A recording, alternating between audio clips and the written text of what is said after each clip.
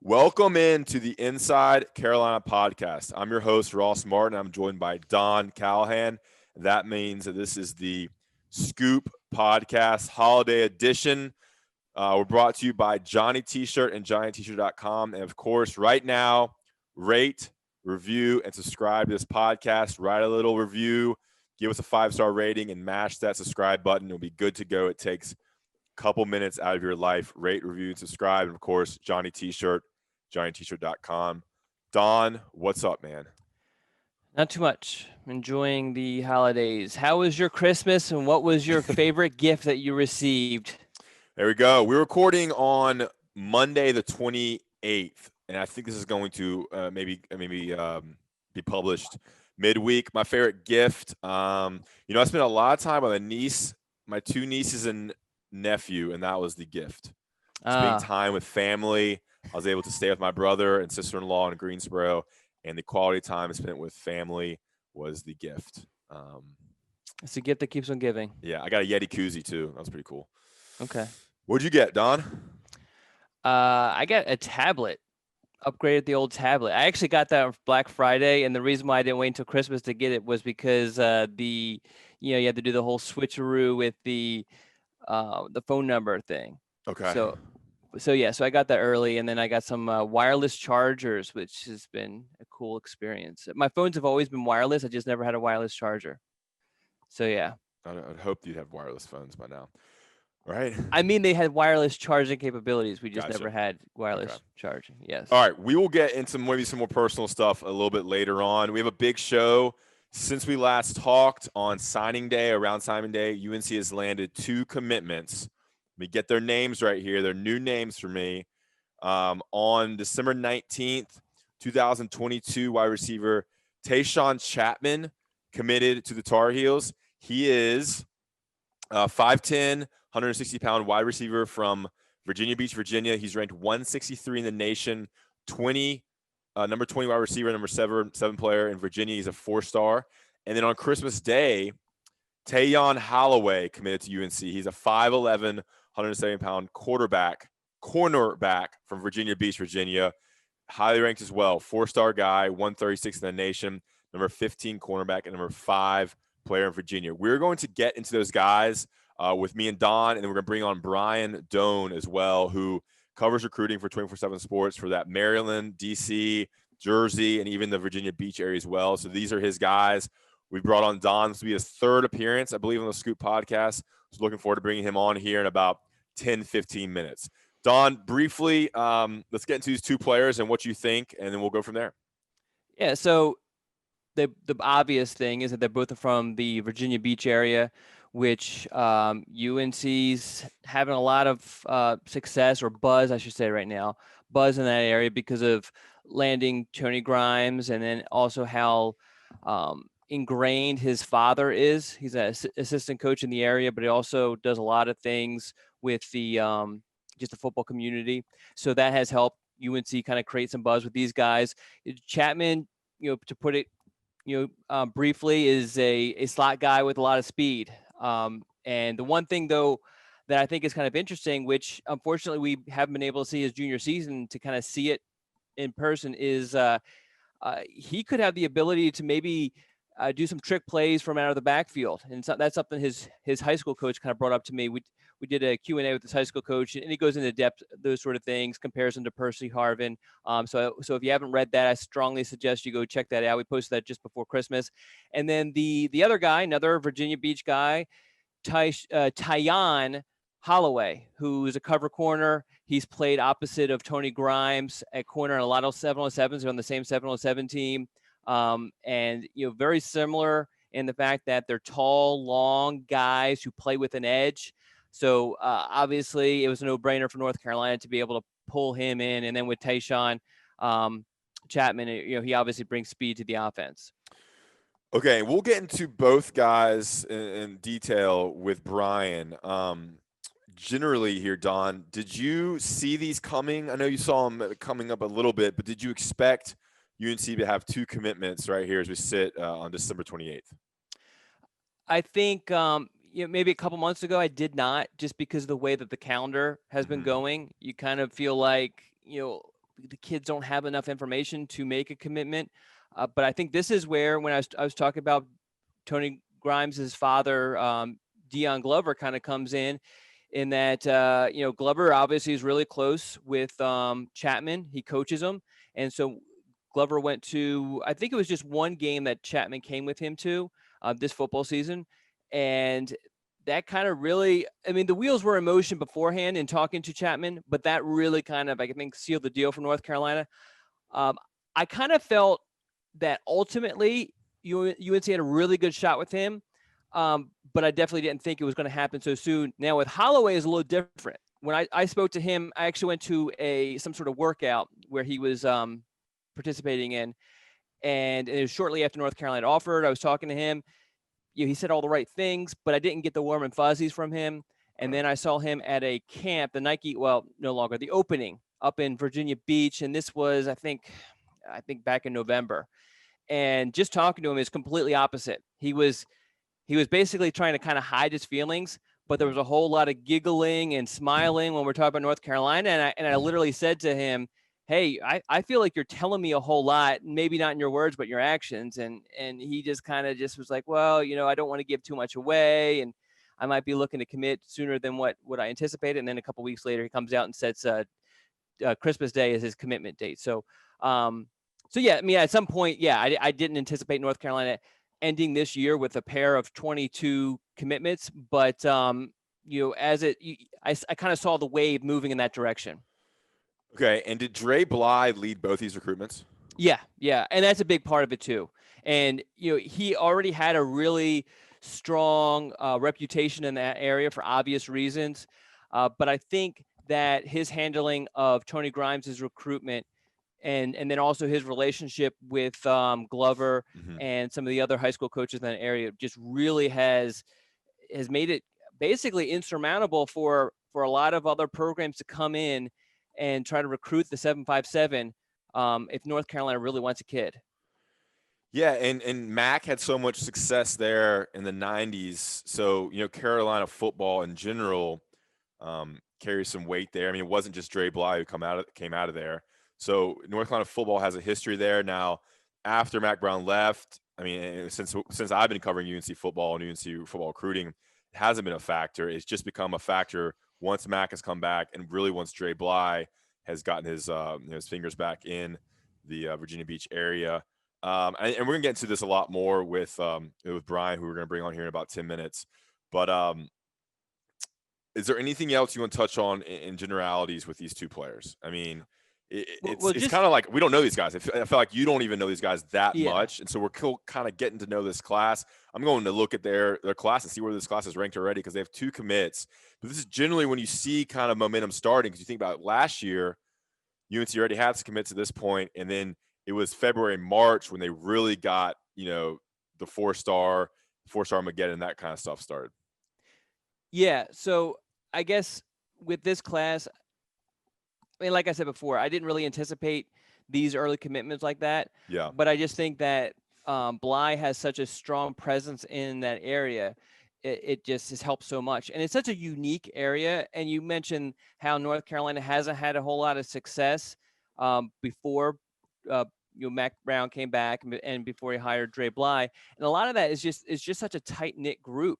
Mm-hmm. And there were some situations, and those who have been following recruiting for a long time, back with Jason Lewis situation, where it was just there were mishandled situations that not only affected North Carolina with that particular recruit, but then also kind of trickled down into other recruits that maybe wasn't the reason why the recruit didn't choose North Carolina or chose to go in a different direction, but it certainly didn't help North Carolina's cause.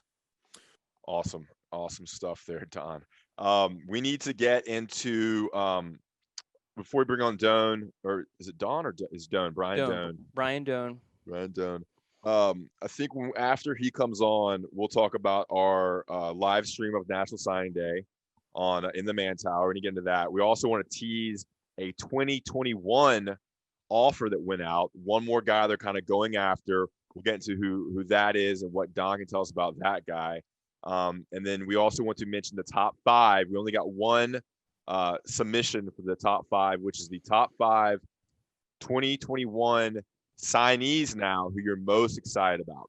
So make sure you email those to Don, Don at Inside Carolina. DM him on Twitter or on the Inside Carolina message boards, Inside Carolina. Your top, all these guys who signed, 2 weeks ago, who you're most excited about as a Tar Heel now. So I'm really excited because I think I can create a lot of discussion there. We're going to bring on Brian here in a bit to talk about Teyon Holloway and Tychaun Chapman, their game, their recruitment, Dre Bly, maybe how the 2022 class is going in terms of players really wanting to grab spots early, and how obviously the COVID-19 pandemic has changed recruiting and the timing of when players commit. Stay tuned for that. We'll be right back with Brian Dohn of 24/7 Sports. Welcome back to the Inside Carolina podcast. This is The Scoop. We got Don Callahan, and we have 24/7 Sports national recruiting writer, reporter Brian Dohn with us. He covers the Mid-Atlantic area up to New Jersey and as far down as the Virginia Beach. And because of the Virginia Beach, Tidewater area, we're having him on for his, count it, third time on the Scoop podcast. Brian, what's going on, man? Just kind of enjoying the holidays and really disappointed. I expected to come on and see Don wearing like a gritty onesie that he got for Christmas. Yeah. You should see my tree. I have a gritty topper on my Flyers tree. Oh, you've seen that tree on Facebook. I have. Bad. You're married, right? I am married. Shocking. It was, but anyway. Hey, it was her idea. It was her way of getting you out of the house. Well, no, getting the tree up because I didn't want it up, but putting it in one of my spaces. Wait, didn't want it up? What are you, like Ebenezer Scrooge? No, I mean it's a little. We have an actual tree down in our living room. This is the tree that goes up in the man tower, and I didn't want a tree up in the man tower, and so she went and bought a bunch of flyer stuff to put on a tree. So I was like, of course she did. Yeah. So. But anyway. All right. After that little escapade through there, let's get into it, guys. We're bringing on Brian to talk about UNC's 2 commitments they got in late December. Tychaun Chapman and Teyon Holloway. They committed, within a week of each other. We're first going to get into Tychaun Chapman. He's a wide receiver from Virginia Beach. Brian, can you kind of tell us how this recruitment evolved to the point where you have this 4-star wide receiver committing to UNC on December 19th? Yeah, he plays at Princess Anne, which is where Tony Grimes played. Tony's dad, obviously, Deion Glover, is an assistant coach at Princess Anne and heavily involved in recruiting. Tony went to North Carolina, and that's the end of the recruitment because Tychaun did not make many visits. If he waited, he would have picked up a ton more offers because he's electric slot kind of kid who can make plays after the catch. But yeah, I know people want the sexiness of everything about how the twists and turns, but yeah, this was pretty cut and dry. Did he take any visits before the shutdown? Was there leaders or anything? Was it always kind of like, all right, UNC, is that it? Yeah, I mean, there weren't because he really wasn't on the radar very much. I know he ran a really good track time the winter of his sophomore season. For people that don't know, he's a class of 2022, so he's only a junior right now. But he ran a really good track time, and I went and saw him, a few days before the shutdown down at Virginia Beach. Dion and Zon Burton and the guys down there had a camp, and it was indoors, and I'm watching this kid, and he's just electric getting off of the line, and nobody could cover him, and he just looked fantastic. And he was fighting the ball a little bit because the lighting was bad inside where they were. And I said, hey, how's this kid with catching the ball? And they said, oh, he's good. It's just, every receiver was having trouble. But I mean, they did it in a hockey rink size type deal, and it couldn't contain him. He was just too quick and too fast. And that, out of that, some tape came out of it and the buzz, and he picked up a bunch of offers, but he was never able to really get anywhere, didn't really look anywhere. And, North Carolina is really entrenched now in Virginia Beach. And so it just became, hey, I might as well go there. Along those lines, I feel like in covering it, it's hard to get a grasp on who else is really recruiting him. He mentioned a bunch of other schools, Penn State, I guess. Clemson actually seems like the one who was recruiting him the most outside of North Carolina, and they never offer. From what you've gathered, not necessarily from Chapman, but maybe from outside sources, what were the other schools that were interested in him? Yeah, I mean, it was, the Virginia Techs of the world. He liked Clemson a lot. He thought if Clemson was going to offer that he would have a chance there. But, it changes once Dre Bly does a good job there. And then once Tony Grimes decides to jump aboard, and then all of a sudden Tony Grimes is playing this season, there weren't many visits. Tychaun is not the kind of kid that's going to spend a ton of time on the phone talking to coaches. And it just became clear as it moved forward throughout the fall that it was going to be North Carolina. I mean, you look at the Virginia Beach area, and there's not a lot of schools that have really good standing at Virginia Beach. You kind of wind up having kids go all over the place. But, I know Florida State, Florida looked at him hard. And, he had a bunch of the offers that highly rated kids have early on, but it never got in depth, and it got in depth with North Carolina. And that's why you see him wind up where he did. Yeah, I mean, looking through the offers now, I mean, he has all the top schools kind of, other than like the major ones: West Virginia, Virginia, USC, Tennessee, South Carolina, Pittsburgh, Penn State, Oregon, Ole Miss, Oklahoma, Michigan State, Maryland, Louisville, Georgia Tech, Florida State, Alabama offered, it looks like, Auburn, and North Carolina. So it's certainly a national recruitment, but because of this pandemic, didn't have the same feel. And you already mentioned Tychaun Chapman in terms of his game and what he brings. Can you dive a little more into that, Brian? I mean, what kind of player he is? What is UNC getting? And how could he rise in the rankings? Where do you think he could kind of end up with so much time left in this class? Well, I mean, you can always rise, just like you can always drop, right? Yeah. I'm sure we know that. And I don't know if I knew where he was going to wind up, I just put him there now and have it stop. I mean, here's what he is, though. He's a guy that gets off the line incredibly quick. He'll beat jams, even though he's got to get stronger. He has tremendous ball skills. I mean, Don, you saw him when we were down in Virginia Beach in early November, and I know, it was just routes on air, but there was some really poorly thrown balls that he adjusted to, balls, down the sideline, where it was just easy for him to adjust and make a play on. He has speed after the catch. He has some elusiveness in space, in tight spaces. He's not afraid to go over the middle. He'll go up and get the ball. I mean, listen, he's in the top, 150, 175, whatever he is.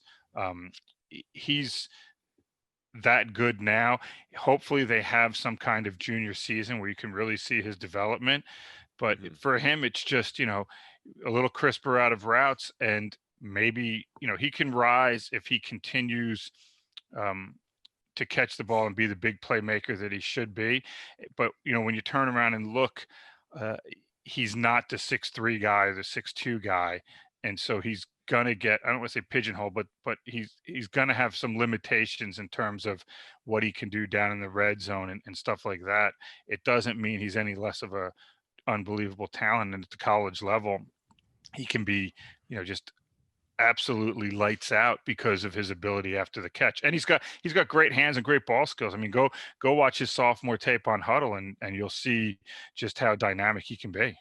That kind of brings me to my question, and it's not an original question, or original thought, I should say, because I was talking to his high school coach, James Yeager, and he actually mentioned that he thought that that Chapman could add some weight and not play running back, but you have packages where you line him up in the backfield, or you motion him to the backfield, and those sort of things. What are your thoughts based off of his frame and his I guess his agility and those sort of things, potentially having sort of packages for him? Yeah, I mean, I think you want to get the ball in his hands. He's not, if you're going to try to get the ball into his hands 15 to 20 times a game, I could see it wearing him down a little bit, because again, he has a good frame. He can add weight, he can add muscle mass and size. But at the end of the day, if you're 5'10", 175 pounds, 180 pounds, you have a chance to take a beating if you're getting the ball that much. Do you put him in the backfield? I don't know, man. I mean, North Carolina's got some pretty good running backs, don't they? You put him in the slot, you can run him some bubble screens and stuff like that. I mean, North Carolina still has to do what they do on offense. You can't sit there and go, oh, we're going to do this, this, and this just because of this kid. If you're North Carolina and you're trying to compete with Clemson for an ACC title, your roster needs to be filled with kids like this. And that doesn't mean, hey, he can't do it, but you want to make sure you're getting a lot of different guys involved in the offense, because that's what you need to do if you're going to compete for an ACC title. All right. So Tychaun Chapman, wide receiver, 5'10", 160, number 163 in the nation, according to 24/7 Sports Composite, commits to UNC on December 19th, becomes the first player to commit for the Tar Heels in the 2022 cycle out of Virginia Beach, and high school teammates with Tony Grimes. Let's take a quick break. I want to talk to you about Johnny T-Shirt and JohnnyT-Shirt.com, our loyal podcast sponsor. I was on their website today. They have some great Orange Bowl T-shirts. You don't know the next time UNC is going to be in the Orange Bowl. Get your Jordan brand Orange Bowl T-shirts. There's some palm trees on it. They have UNC-themed masks. We always love the sweatshirts, the T-shirts, the hoodies, tailgating stuff, anything you want at Johnny T-Shirt and JohnnyT-Shirt.com. Remember, Inside Carolina podcast subscribers can use the 10% off discount code found on the message boards to get 10% off your order. Jerseys, T-shirts, long sleeve, short sleeve, button downs, anything you need, stuff for kids. Go to Johnny T-Shirt and JohnnyT-Shirt.com, and don't forget to use the 10% off discount code for IC subscribers. They also have the throwback jersey I see here, the throwback jersey that UNC wore against Wake Forest, a great thing to get for friends and family. All right, Johnny T-Shirt, and we're going to talk about, right back into it, talking about Teyon Holloway. Am I saying that right, Brian? Sounds like Holloway to me. Teyon Holloway, a 5'11" cornerback, 170 pounds, ranked 136 in the nation in the 24/7 Sports Composite, the number 15 cornerback, number 5 ranked prospect in the state of Virginia. He is from Green Run High School in Virginia Beach. Briefly here, Brian, his recruitment, I imagine it has some similar aspects to what happened with Taishyn. What's going on there? Yeah, I think the key thing for that is for the Inside Carolina folks that either don't remember or would like to forget. Same high school as George Wilson. I do not see the same type of drama involved in this one. Very similar. I know, again, when Don spoke to Tayon and when I spoke to him back in November, I mean, we left that talking to each other going, so what day do you think he commits? And shoot, I mean, I know that Taishyn may have been the first one publicly on board, but I think Tayon was the first one on board quietly and just waited some time on it. Yeah, I mean, again, you're from Virginia Beach. You are involved with not only, Tony Grimes and his dad with the 7-on-7 stuff and the camp stuff, but one of their coaches, Q Payton, is really tight with Dion Glover, and it just made sense that this is where he was going to wind up. He wants to be there. He does not want to go far from home, and so you add in the Dre Bly factor. And for these kids from the 757, it's like, well, wait a minute. I mean, Dre's the man, right? From college, from the NFL, was a high school legend. Wait, I can go learn from him. And for Holloway, I can go learn it. It's the same position. Yeah, sign me up. So I think folks, I really wish I could make up some story and pretend that it was some great job and all this long drawn out process, but alas, it was not. Quickly here, Don, before we jump to your question, offer list: Virginia Tech, Virginia, Texas A&M, Tennessee, Syracuse, Pittsburgh, Penn State, Oregon, Old Dominion, Charlotte, Arkansas, Florida State, Alabama, and North Carolina. So a similar offer list, kind of a national recruitment as well.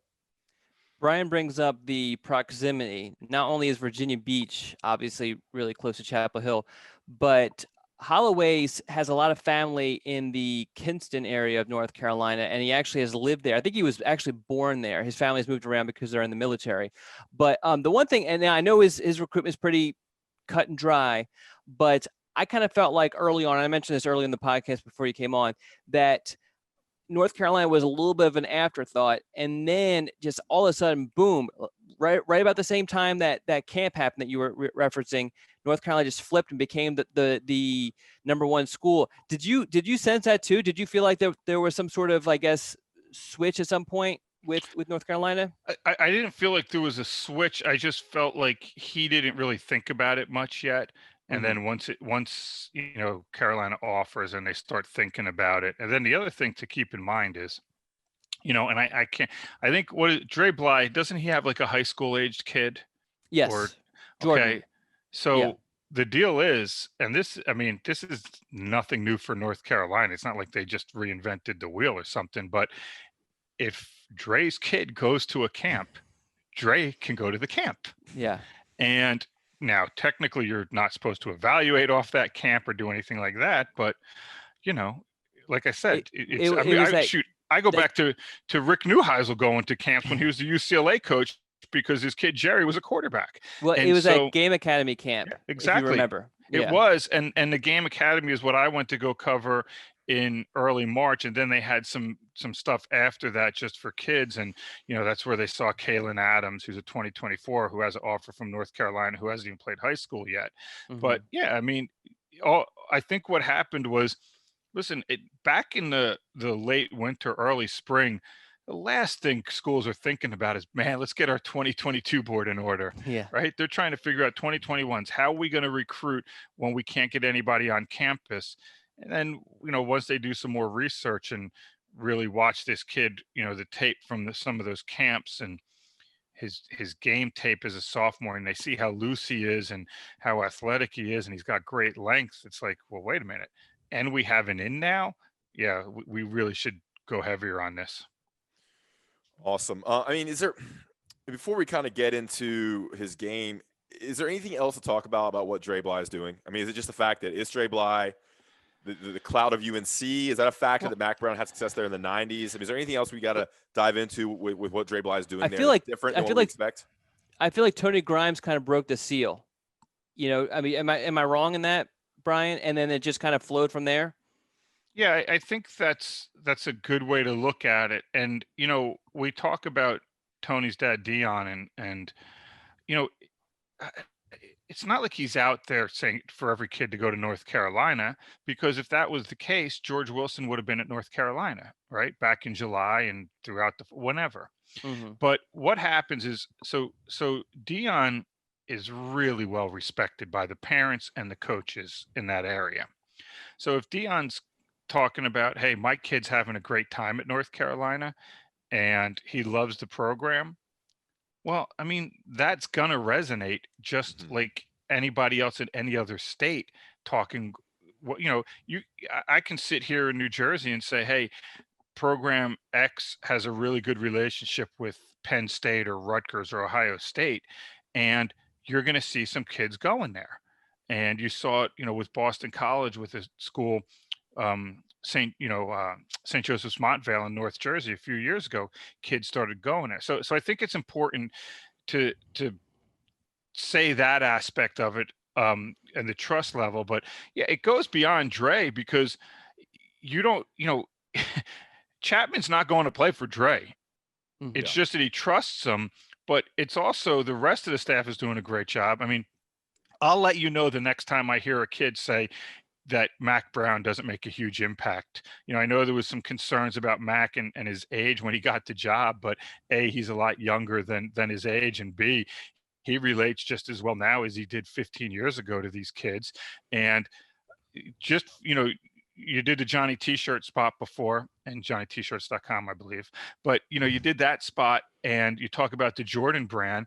These kids know the Jordan brand, the Carolina blue. It's a great campus. To me, and this is just me, and Don and I have spoken about this, and I gave my thoughts on it before. This is what Carolina could be, and for the most part should be, because the kids and their parents know the Carolina brand. You see that Carolina blue on the basketball court, and so there's already a connection.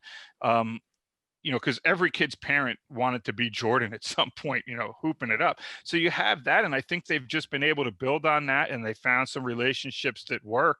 And the 757 is a unique area in that when you get in there, you are in good.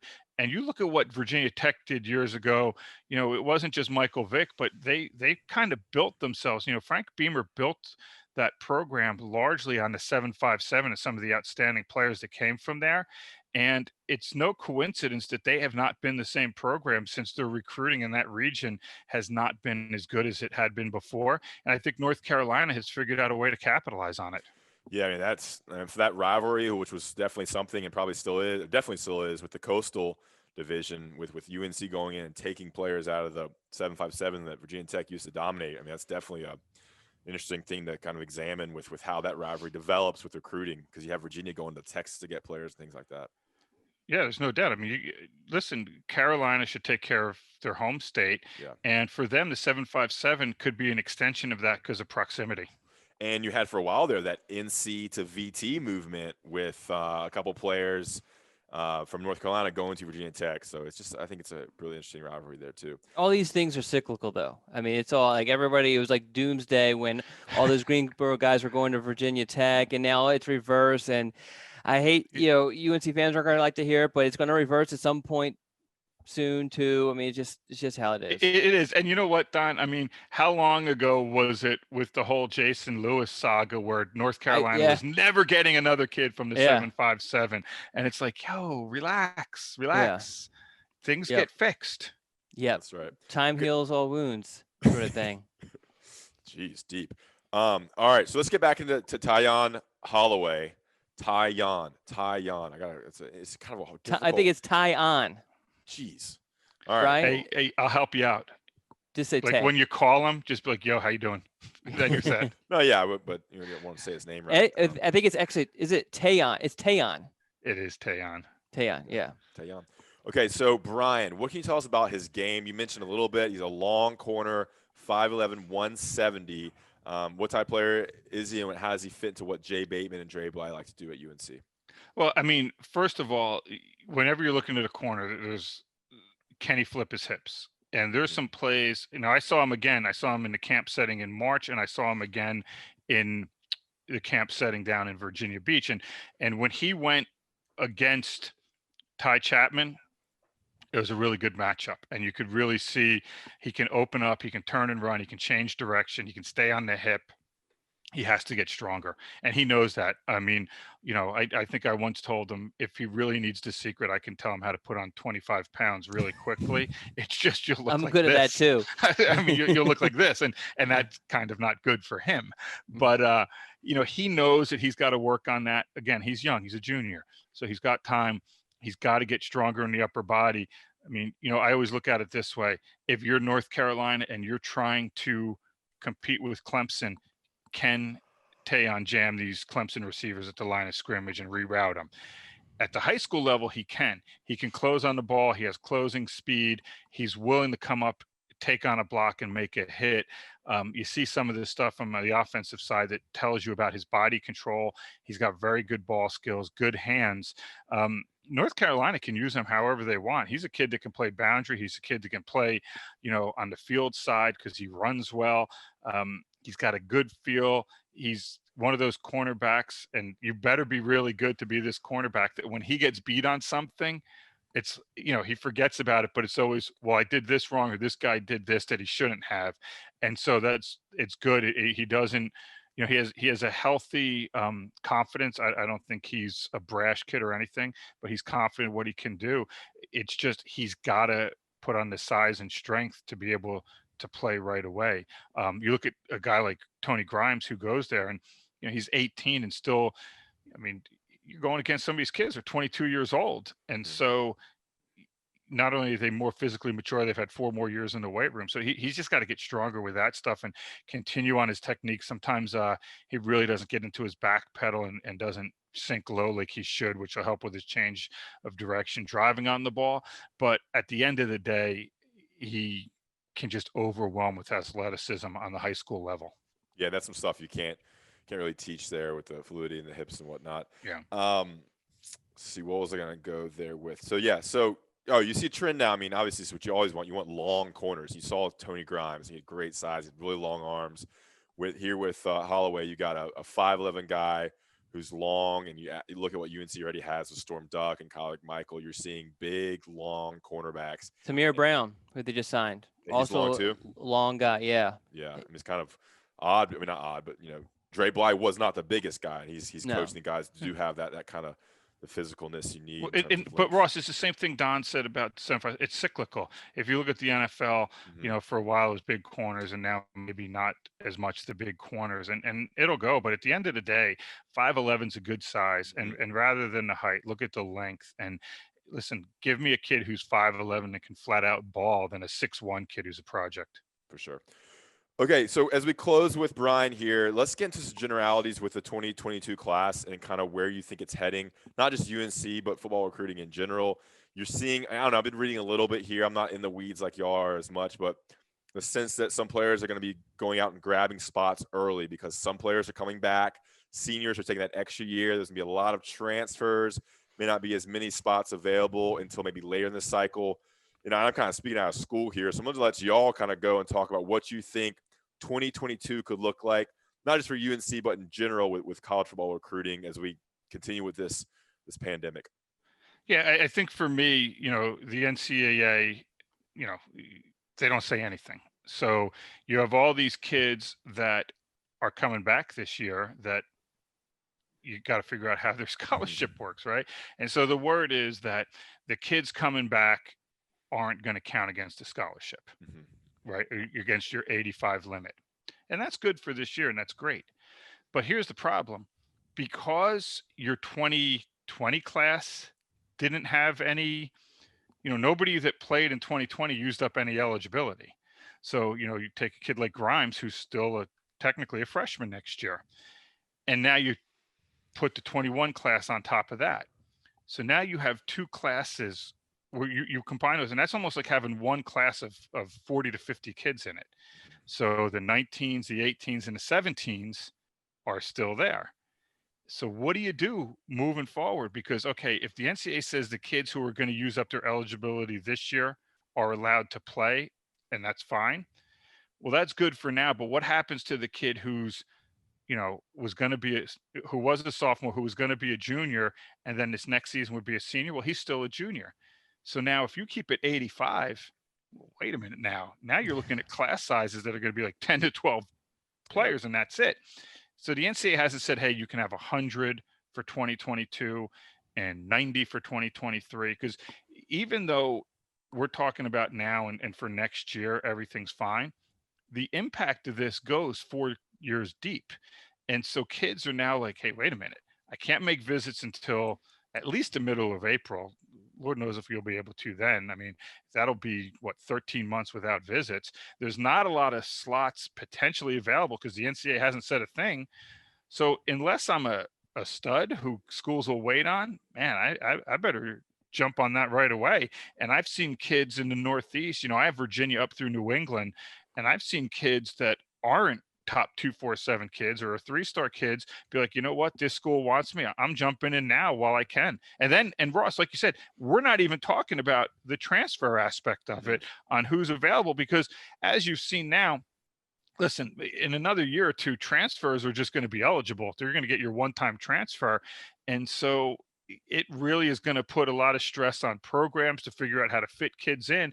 And on kids, I mean, listen, some 1AAs are going to get some unbelievable prospects. And the other side of that is, you have guys, great. North Carolina can run 100 kids next year into their program on scholarship or whatever it's going to be.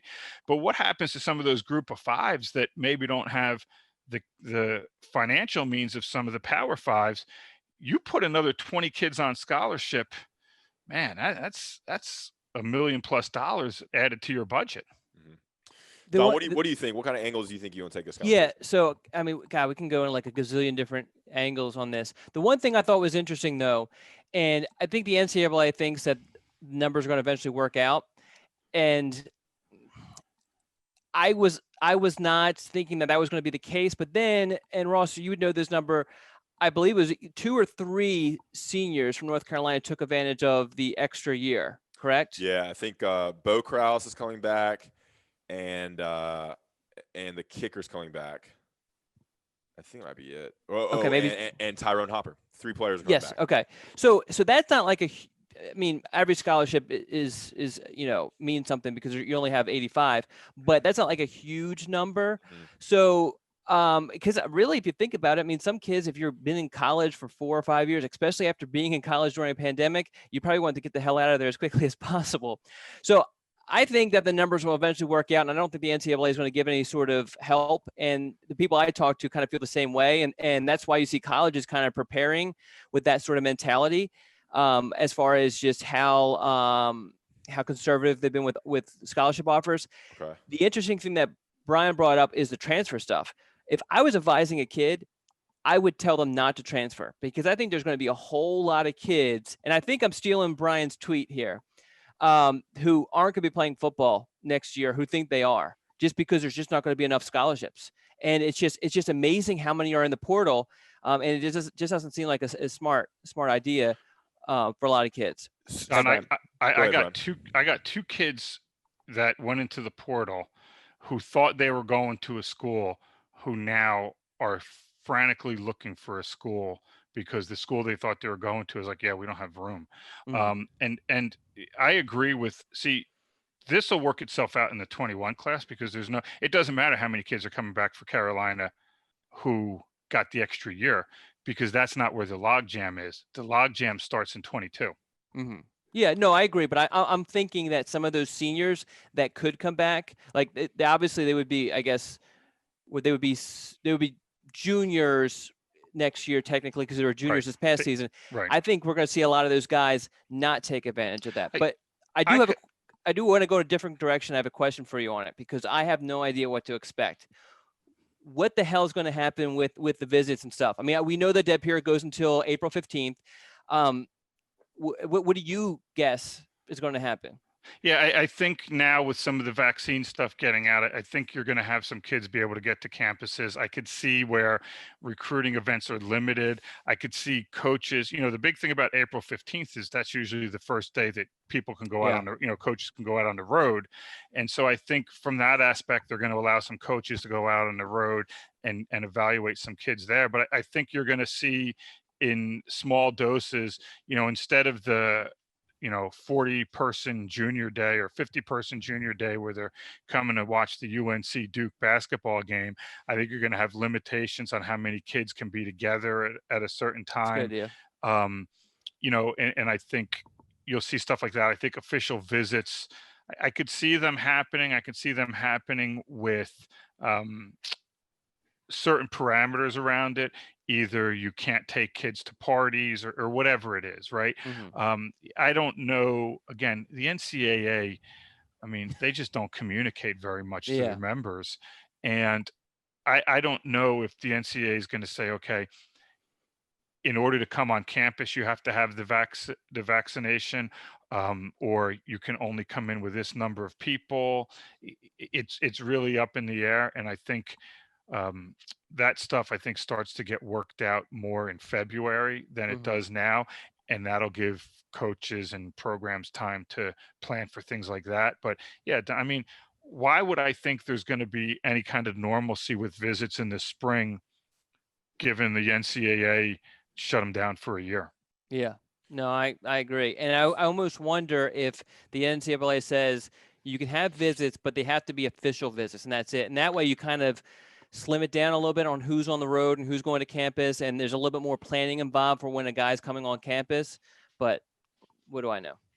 So to close, are schools being more are they being offering a little bit less, being more particular in who they're targeting? Is that kind of what you're seeing, and kind of picking who they want more so than, I mean, throwing out a bunch of offers and casting a wide net? Just quickly, kind of how are you seeing, how do you think and how are you seeing teams kind of structure their classes in 2022? Yeah, I think for me, I don't feel like there's as many offers, and there's a lot of reasons for it. Some places didn't play football. I mean, you look at North Carolina and Virginia, they didn't play football. They're waiting on tape, right? They're waiting on more spring tape, or spring tape or whatever. And then the other thing is, there was so much energy and effort into putting together a 21 class. And don't forget now, you started playing football in depending on your conference, either mid-September, late October, and your season went, I mean, if you were the Big Ten or the Pac-12, your season went up until the weekend before Christmas.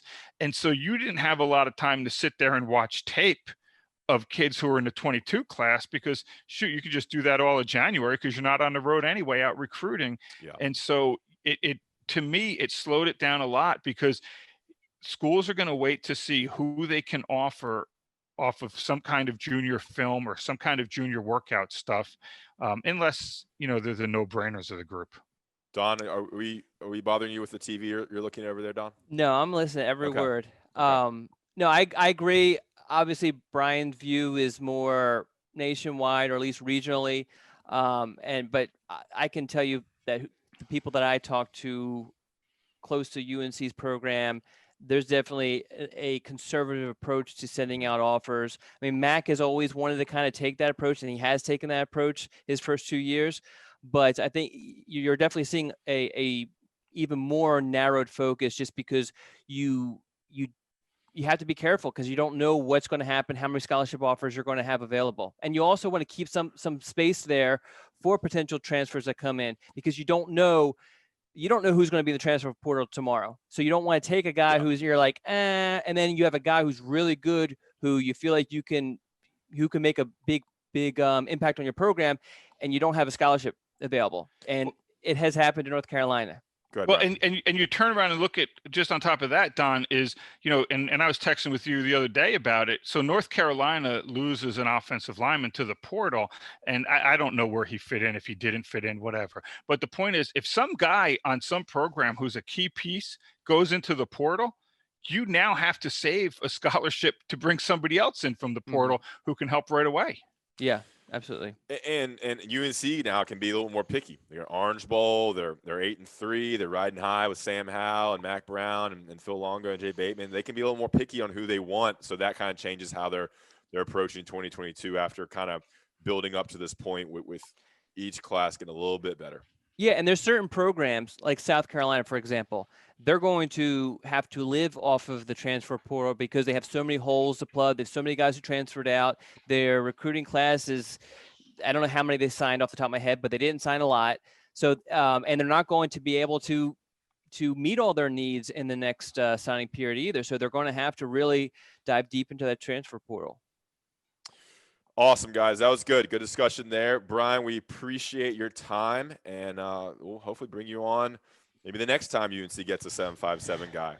Hey, we really appreciate you coming on, Brian. Guys, I love coming on with you guys, and I love your site too. So, hey, happy holidays. Be healthy in the new year, everyone. All right, we're going to come back. We're going to talk about the 2021 player that UNC has offered and get into some Mantower talk and some Don and Ross chatter.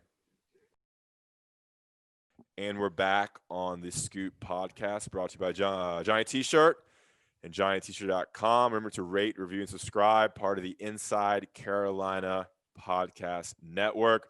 That was great with Brian. Always has good perspective, always has some good insight into 757 kids and general recruiting, college football recruiting. And, yeah, he's a great guest to bring on. I'm glad we had him on for these two commitments, Tychaun Chapman and Teyon Holloway. Very good. Thank you. All right, Don. So we teased it.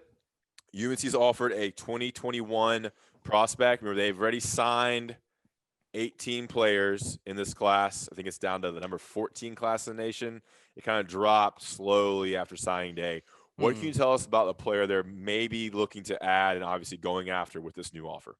Yeah, so if you've been following our coverage of the 21 class, you know that I've been saying for a while that North Carolina was basically done with that class, and that the class that they signed on December 16th was likely going to be that class. You know, that's it. But got some information just before Christmas that UNC was in the market for another cornerback, which obviously would be paired with Tamir Brown. And UNC sent out a scholarship offer to Dante Belfour. He's a mid 3-star from Florida. Dre Bly reached out to him just before the holidays, gave him the offer, and they've been in contact ever since. We have a full breakdown of just, interview, I guess, just feedback on his thoughts and where his recruitment is going and that sort of thing. We posted on Monday. So if you haven't already, check that out. But we talked about earlier about the tall, long cornerbacks, and that's what he is. He's a 6'2", 170-pounder. So obviously needs to add a little bit of weight, but definitely has that length. So check out the story for more details, and we'll be – obviously, he's going to be the focus of our coverage, of our 21 coverage for the next weeks to come. But speaking of signing day. Well, hang on. Sure. Let's get to real quick. Offer list for Dante Belfour: Auburn, Missouri, LSU, Mississippi State, Ole Miss, Oregon, South Carolina, Tennessee, Virginia. So definitely has some big offers, some SEC offers. One offer that's missing on his profile is North Carolina, because that's obviously your job to put that on there. I will add that now. Thanks. So he's not ranked super high, but it seems like he has some big time interest. Do you know why? Why are they adding a cornerback? What can you tell us about that? Is there anything you want to tell us? I don't have exact details on that. Just know is it because that one? Who's the one guy? Desmond Evans' high school teammate that's going to ECU. No, they once that you're talking about Jaden Chalmers, who went to prep school, went to Fork Union Military Academy for this past fall, signed with North Carolina as part of the last class, and then I can't remember where he ended up at East Carolina. ECU. North Carolina did not expect him to be a part of their program, just based off of what they knew about his academic situation. Didn't think the admissions would allow him in. And so, he found a great fit in East Carolina. I still talk to his dads, and they're really happy about that situation. So it has nothing to do with that. My guess has something to do with something with the roster that maybe we aren't aware of, or maybe they just wanted to add another corner to the depth chart. So, but I don't know specifics as of right now. Okay. So maybe we'll find out something soon. But anyway, so the signing day. Okay. Mantower experience. Let's close it all out now. We're closing it out. From the inside of the our coverage. Won't you line it up? Tee it off to what are you talking about? All right. So basically, if you were on Inside Carolina on, I guess, December 16th, the first day of the early signing period, we did a live stream from the Mantower. Ross and I, we were socially distant, separated by plexiglass, and we just talked from 6:45 until I think it was like 11:30, as each commit signed his letter of intent, and we ate Krispy Kreme. We ate I actually have a confession for you. Speaking of Bojangles. This is my confession. Whew. All right, I got to get ready for this. Okay, so this is going to surprise a lot of people, including you. I have never gone and gotten Bojangles. Okay. Never. But you've eaten it. I've had it sparingly here and there. Okay. Yeah, keep in mind, this is not I'm sure it's up there now, but growing up, we did not have a Bojangle. I didn't know Bojangles existed until I moved to it's not a Philadelphia thing. Exactly. Yeah. So very regional. So as such, I stayed away from it. But I fell in love when you handed me, what was it? The chicken sandwich. I give you a Cajun chicken? Cajun chicken sandwich. Filet. I fell in love. Okay. And so I've had it like 3 times since that day. God, such a fatty. So all right, let's go through the art. So I'm over at Don's house. I bring in the order. I wake up at 5:30 to get the food.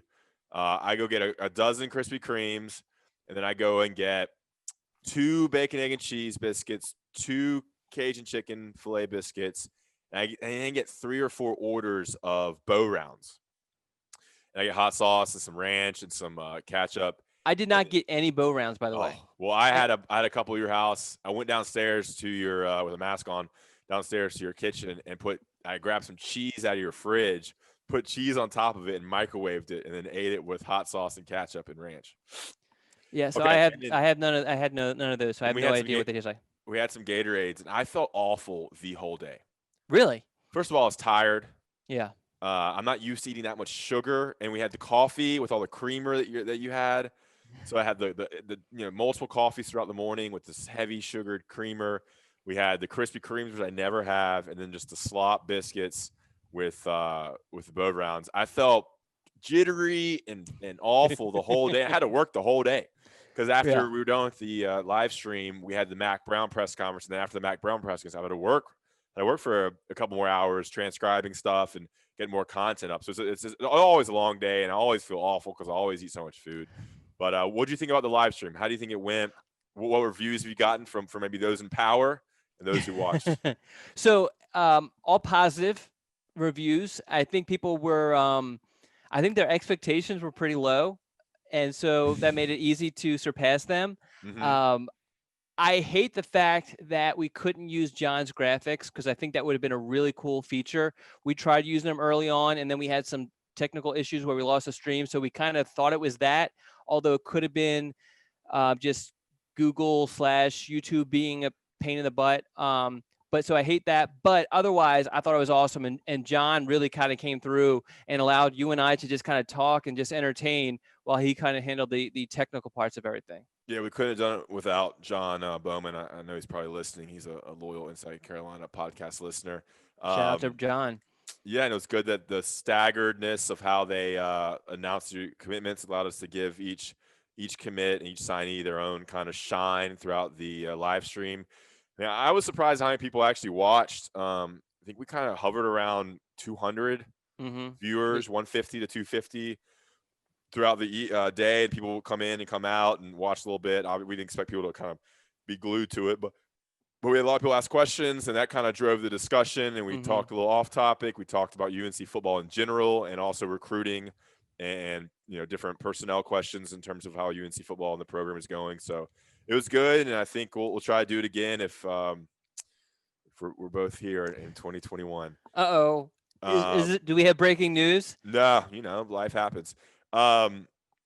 So yeah, and so it was good. I mean, coming from 24/7 Sports, the signing day was a massive deal. I mean, we'd all be in headquarters, everybody be there early because obviously it's Central Time, but you're covering East Coast signees a lot. You're getting there early, and the same kind of food. They bring in a massive breakfast, massive lunch, all catered, or at least bringing in a lot of good food, and then a dinner, and then champagne, and you start drinking some alcohol later in the evening as kind of you're flipping all these classes and working throughout the day. So it was always kind of a holiday for us in Nashville when I worked at 24/7 Sports headquarters. So it's good to kind of celebrate it the way we did with the Inside Carolina live stream. Yeah. So I had a lot of fun doing it. I didn't. So I think I was just hyped up on just the whole, I don't know, ordeal really. So when you guys started talking about shutting it down around 11, I was like, I can go 3 more hours. Now I will say I started to crash for probably around 2-3 o'clock, where I couldn't keep my eyes open. But a lot of that was just, because I went to bed late the night before, woke up early, and just kept on rolling, Yeah, and I mean, much of your work is done the day before. Like, you're working obviously the whole year for this class, but much of your actual signing day work is done, the week or two leading up to signing day. And so signing day for you is kind of watching it all happen and making sure there's no breaking news. Yeah. And with this year's signing class, there was no drama, no breaking news, no recruitments to track. We knew George Wilson wasn't going to Carolina, so nothing to fall from your side. Whereas I was just running our Facebook page and running our Instagram and running some Twitter stuff, and then kind of creating content throughout the day leading up to the press conference, which kind of started a whole new thing of stuff. So you kind of just chilled and celebrated and ate food and sat on a couch with your shorts on and your dirty socks. Yes, you sat on the couch with your sneakers on. So barring, I guess, Ross running off and getting married and moving to Colorado, we're going to do it again next year, right? Yeah, if we were both with Inside Carolina and the management and powers that be want us to do it, I would love to do it. Okay. I mean, if I'm across the country, across the world, I'd fly back to do a live stream from Holly Springs and the Man Tower with Don Callahan. I had fun. I really had fun. It was great. Yeah. It's good having John there too, and it's good seeing John. John's doing a lot better than we are. So All right, that's it, guys. Covered a lot there. 2020 UNC's 2022 class. It's kind of hard to say. Is kind of off to a start now. This podcast kind of kicks it off. We need to dive more into 2022. I mean, I don't know any of these players. I know Don's been studying this class for over a year now. Like it always is, you just don't know who they are, and you slowly start learning the targets. Reading Don's articles, you slowly start learning where they're leaning and who's recruiting them and the vibes there. But we've got 2 locked in here at UNC with the commitments we talked about with Brian. I hope you enjoyed it. Make sure to rate, review, and subscribe. The top 10 list will be the next podcast, probably in 2 weeks. The top 5 players in the 2021 signing class at UNC that you most excited about. Email Don. We'll get that in. But thanks for listening to the Scoop podcast presented to you by Johnny T-Shirt and JohnnyT-Shirt.com.